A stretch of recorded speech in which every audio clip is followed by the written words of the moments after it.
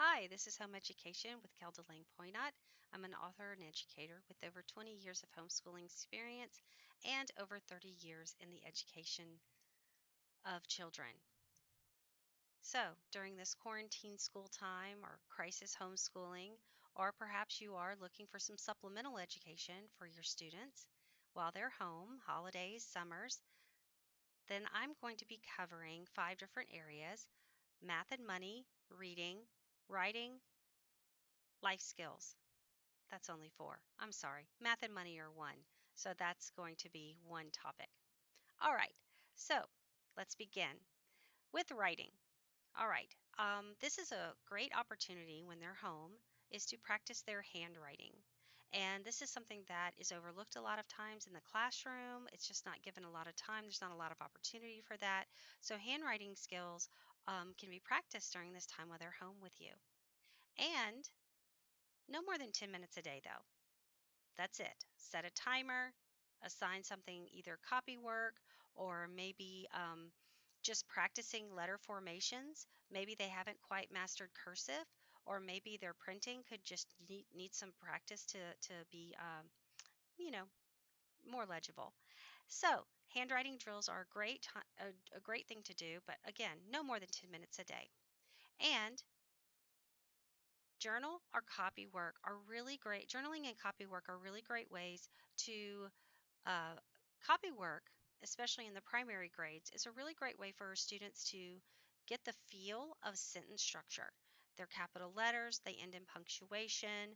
Maybe you could take poetry or song lyrics or Bible verses. It doesn't really matter. Something that they could copy, and it's also going to help them with their letter formations and their spacing. Journals are really for usually like fourth grade and up. Yes, there are other options for younger children, but I really don't encourage that until the upper elementary and middle school time. You can find all kinds of journal prompts for your students, or you could just have them make a daily diary journal entry while they're at home. What does that look like? Describe the day, give some details. One thing that can also be incorporated right now, especially since we are socially distancing, is to write friendly letters to people that we're not able to see: grandparents, aunts and uncles, cousins, maybe even neighbors, maybe even children, their best friends from school. It would not be a big deal. And if you don't even want to go to the post office, you can order those online and they'll deliver them to your mailbox. They'll deliver stamps and envelopes to your mailbox. So you can just order those online and have access to writing letters, old fashioned letters. Um, Also, if I believe that our students, our children, should read something every day, and they should write something every day. And even if it's just the grocery list, even if it's just a list of their chores, it doesn't matter. Just a list of lists can be a great way for them to learn new words, how to spell new words. And if you are having them watch videos, or if they're watching movies, or if they're just online for things, then they can incorporate what they're learning into outlines and basic note taking, especially those middle school and high school years for writing.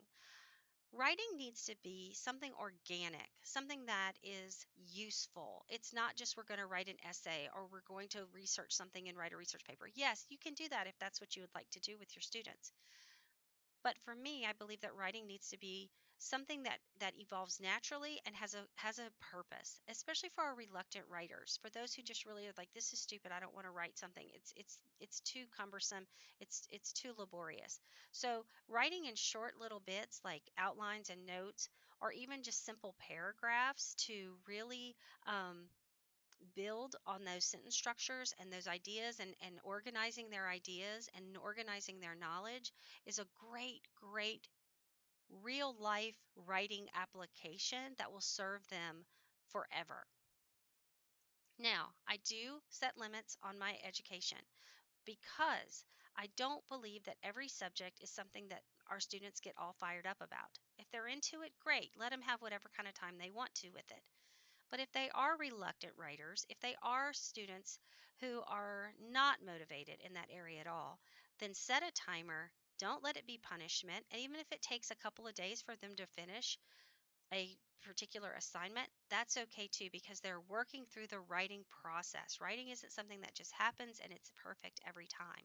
There's a writing process.